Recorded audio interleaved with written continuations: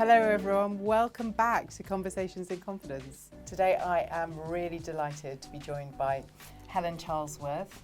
Helen is currently the CEO of Connells Group, which is the largest property services business in the UK. Largest property services business in the UK. So what are the sort of brands underneath that? So Connells is in a number of parts really.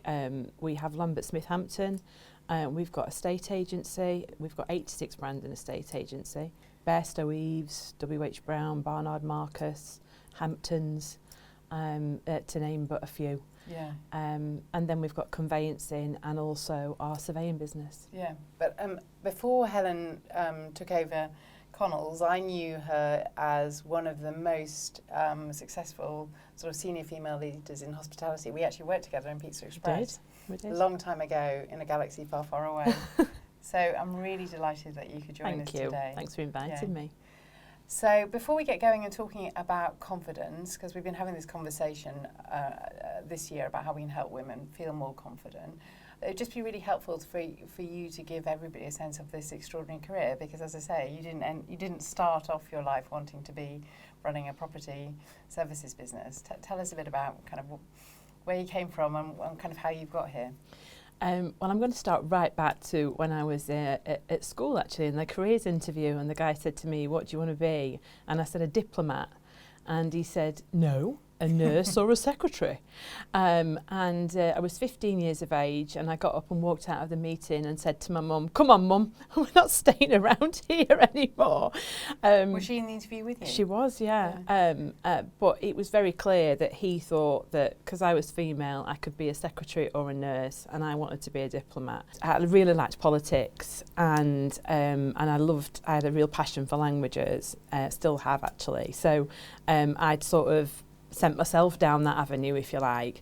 But then went into retail, loved retail, and then hospitality, and now in the real estate business. So not sector precious whatsoever, really. But it's the red thread that connects all of that, your ability to lead people. It's my love of people. It's the people and the customer.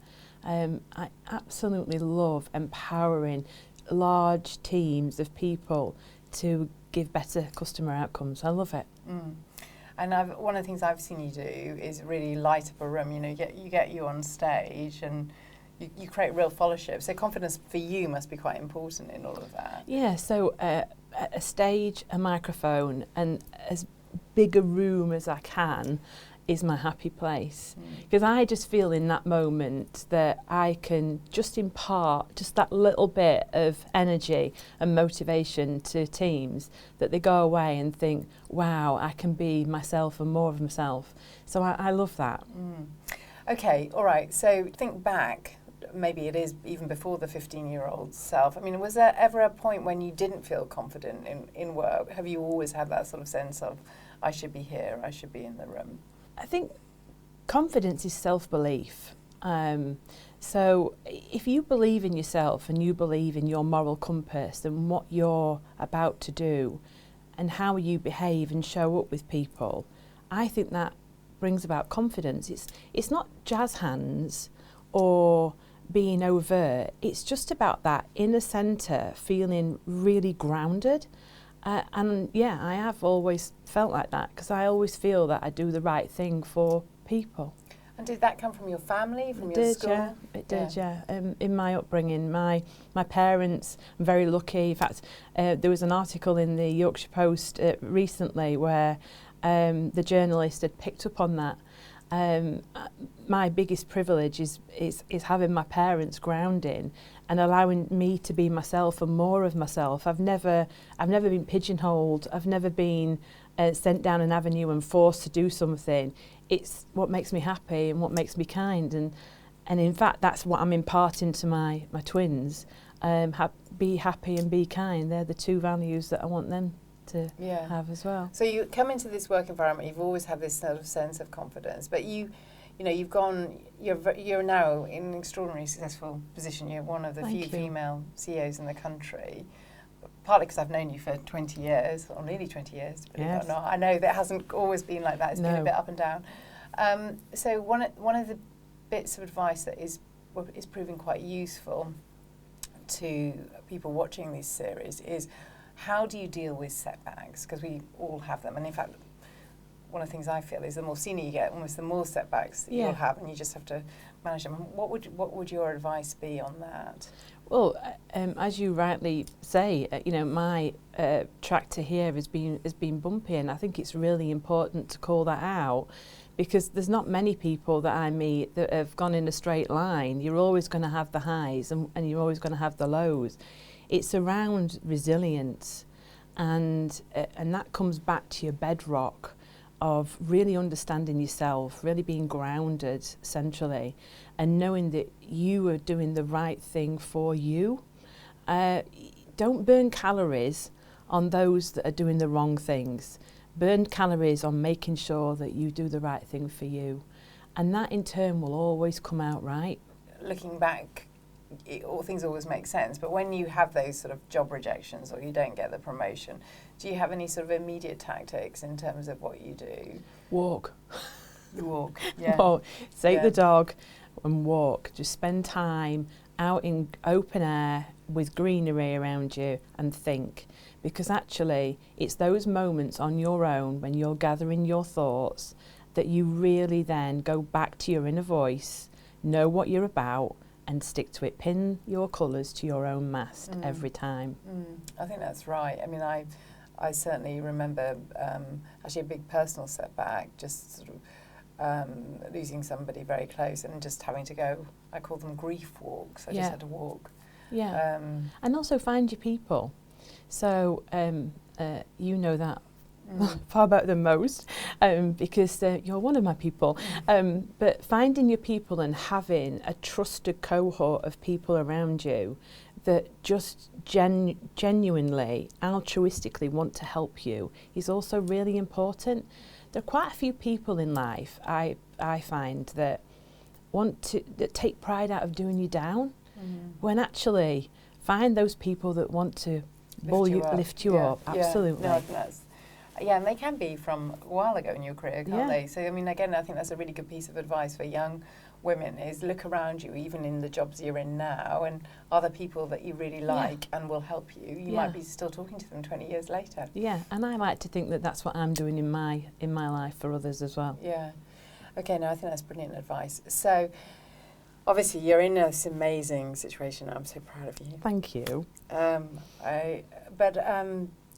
How do you maintain your confidence when you are right at the top of an organisation? You know, you're responsible for, is it 16,000 people? Yeah. So you're responsible for a huge number of people's livelihoods, and 16,000 people delivering customer service across the UK is also a big responsibility because they won't get it right all the time. But how do you maintain your confidence and know, when you're in difficult meetings or situations that you're in the right place? Well, I think I underestimated just how lonely the CEO job actually is. People always said it to me, when you get to CEO, it's so lonely. It is, because you have to maintain a level of distance, but you also have to be invested in what you're doing, and that can be quite tough. But just again, knowing that you're doing the right thing and feeling that through your actions, through your results, through sentiment of your people that were on the front line every single day doing the right thing for the customer is vitally important and just keeps driving you on, really. So do you try and find ways to stay close to that sort of front line? Yeah. How do you, I mean, that was always something that was important to me. How do you do that? I go out in trade, I spend time on the front line. I love to walk into an office and pull up a chair and sit down and say, tell me everything. And my people generally do, which is just marvellous. And I get a real energy from that. I get my energy from my people. So do you think that's one of the things that's important as you get more senior and you want to maintain your confidence, to really work out what's giving you energy and what's taking energy away? Absolutely, Emma. You've got to spend a proportion of your time doing what you love doing, not being slavish to an agenda or what you think you should be doing. Just carve out that bit of time. So I do 1 day a month, which doesn't sound a lot, But as a minimum, 1 day a month out in trade with my people. So for this month it's tomorrow. So I'm going up to Hartlepool tomorrow. I've got 4 officers. Can't wait. Absolutely can't wait. Because again, I will always find out something. I'll always learn something in those moments, and hopefully just impart a little bit of me as well, a little bit of my pixie dust as I leave them, because that's again just fun. Now, I've done a job a little bit like yours, perhaps not as well as you did it, but I love doing what you are describing you're going to do tomorrow, but I also found it quite exhausting, because when you give a lot of yourself, and you have to be to some extent on show, it can be quite exhausting. So are there other strategies that you've got in terms of looking after yourself? Yes, and I haven't always been very good at that, actually. Yeah. In fact, I have to say that I think I'm probably better at that now than I have ever been.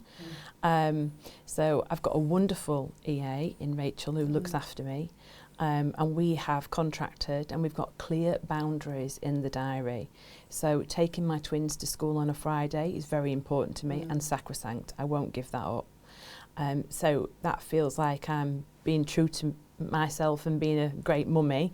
But also Pilates. It's good for my mind, it's good for my soul, and it's good for my body physically. So things like that, you know, just giving me the airtime to think as well. That's also important. Sometimes I've been guilty of, if I've got a full diary, then I've got a purpose. Well, that's not right, because actually you need to have time in your diary to actually sit back and think about what you're doing, and just to have ensure that you've got those checks and balances, and to have a moment of, am I doing the right thing? Because actually, the further up the organisation, the less the people will tell you. So you just need to just check yourself as well. I mean, one of the things that worries me, and the reason that we're doing this, is that I see fewer women making it to roles like yours. What's your perspective on that? I think that women just need to feel that they can take what I would call to be the big leap. There's been many studies, hasn't there, that if men look at a role and they can do 60% of it, they'll apply for it, but women need to do more than 90% or whatever the stats are. So forgive me if the stats are wrong, but just go for it. If you really want it, just go for it. And I'm not sure that the women that I meet always believe in themselves to that level, and I think that they should. I think the world is just such a better place when it's full of different people, diversity, that can bring about a different perspective. And I think that you are, if you think of it, that you are taking something out of the world by not applying for that big job, then actually you might just do it. So 2026, imagine you're a sort of 20-year-old Helen, or you've got 20-year-olds in your organisation coming through, young women. What would your one bit of confidence advice be for them? Well, we have actually got just over 6,000 people under the age of 25 in our organisation. And we are thinking about that question, about how we inspire our people. My word of advice for anybody that's coming through right now is you've got this, you can do this. Just go out there and be yourself, and don't let anybody tell you that you can't do it. Don't burn calories on people that want to clip your wings. Find your wings, go out there and fly. Okay, one more point. Davina McCall, who's a brilliant ambassador for Ancient and Brave, talked last year when she was just beginning to record her own podcast, Begin Again. She talked about the importance of bravery for women as they go through their careers, and particularly at that sort of midlife moment. Do you think bravery, you know, how does that resonate with you? What's your view on bravery? I think we all owe it to ourselves to be brave, to really step up, show ourselves, turn up and find that inner fire, your inner tiger, and be super brave at everything that we do. Not just in work. Not just in work. Yeah. Well, you are one extraordinarily brave woman that I have had the privilege of knowing for a very long time. Thank you. I'd just like to thank you very, very much for coming along and speaking at Conversations in Confidence. Thanks, Emma. I hope you got as much out of that as I did. Please join us again for the next Conversation in Confidence.